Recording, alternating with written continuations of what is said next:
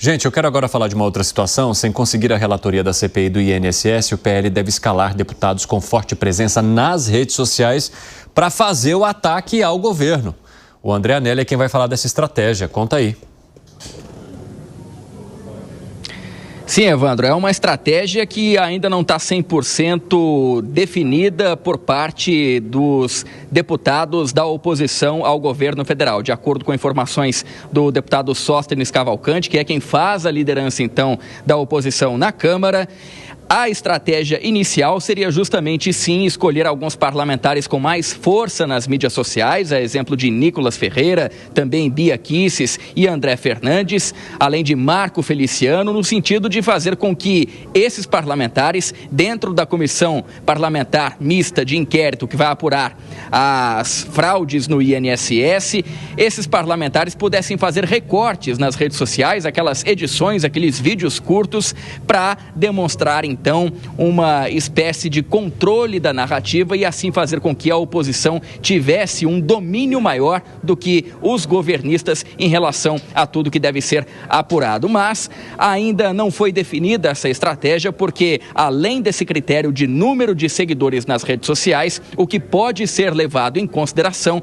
é justamente o fator sorte, porque não está descartado ainda um sorteio para escolher quem vão ser os parlamentares do Partido Liberal que vão ocupar as cadeiras da sigla na Comissão Parlamentar Mista de Inquérito. A gente relembra que essa comissão deve ser instalada no começo do próximo semestre. Ela já teve o requerimento lido pelo presidente aqui do Senado, Davi Alcolumbre, e agora existe esse momento, então, de definição dos membros dessa comissão essa que deve ter algum parlamentar de centro, mais neutro na relatoria. O governo federal tinha a vontade de passar essa relatoria para Tabata Amaral. Por outro lado, os oposicionistas tinham a vontade de ter um nome afinado a eles também nessa relatoria, mas tudo indica que o presidente da Câmara, Hugo Mota, deve acabar escolhendo alguém do chamado centro, alguém considerado mais neutro, e isso faz com que os partidos dos extremos, tanto da oposição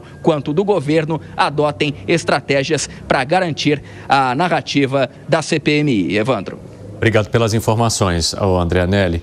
Você acha uma boa estratégia, Alan Gani? Não conseguimos pegar a relatoria, então vamos bombardear na rede social. E a gente sabe que esse bombardeio, ele pode ser intenso, é só a gente analisar o que aconteceu quando o Nicolas Ferreira gravou outros vídeos diante de decisões que foram criticadas, tomadas pelo governo federal. Evandro, é uma boa estratégia, mas nem precisa pedir. Isso aconteceria naturalmente, né? De maneira orgânica. Aliás, já acontece.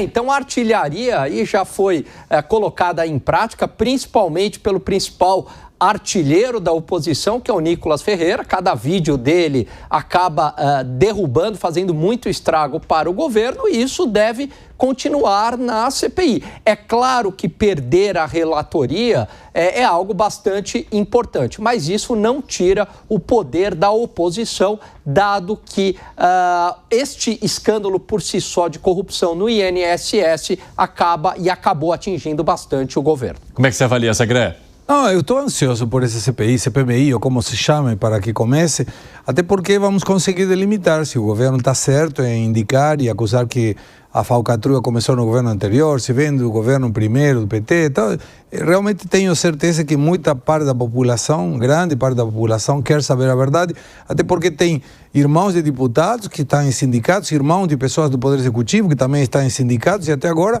nada. Não temos preço, não temos redes sociais canceladas, não temos nada. Tomara que a CPI possa dilucidar um pouco essa questão da fraude. José Maria Trindade, como é que você avalia essa situação e a maneira como a oposição deve preparar o seu bombardeio aí em cima do governo?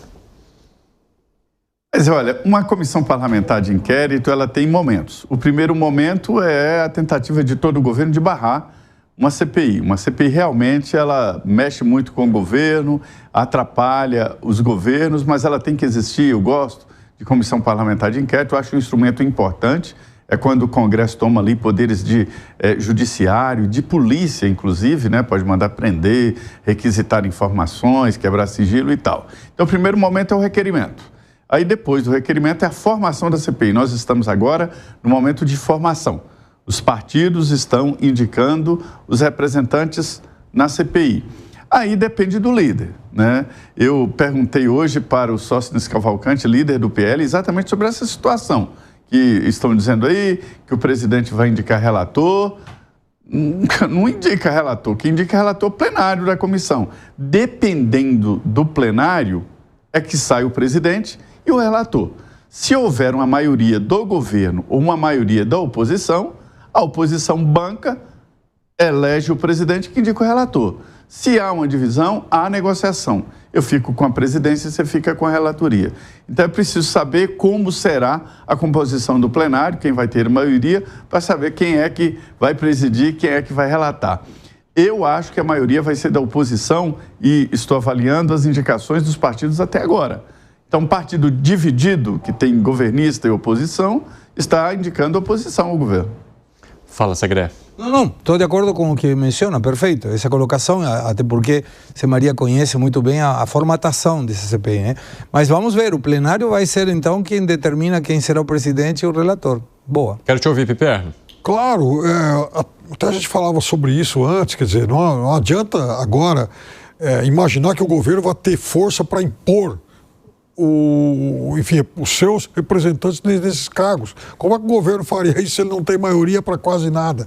Então, isso também faz parte aí, né, de lendas urbanas que acabam sendo disseminadas nesses momentos. O que o governo tem que fazer é se organizar exatamente para tentar, de alguma forma, mostrar onde é que ele tem culpa, onde é que ele não tem culpa e onde é que há uma responsabilidade de quem veio em outros momentos. Se ele vai conseguir fazer isso, é uma outra história. Agora, a oposição se organizar também para, de alguma forma, criar uma bancada das mídias sociais para tentar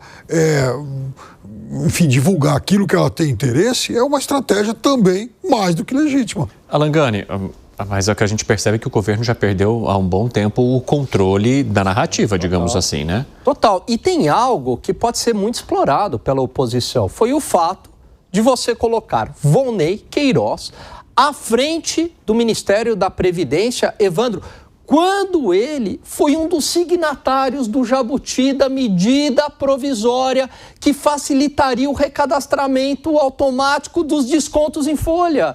É de bandeja para a oposição isso daí. Né? Isso daí pro Nicolas, né? É um passe lá do Iniesta pro Messi, isso daí.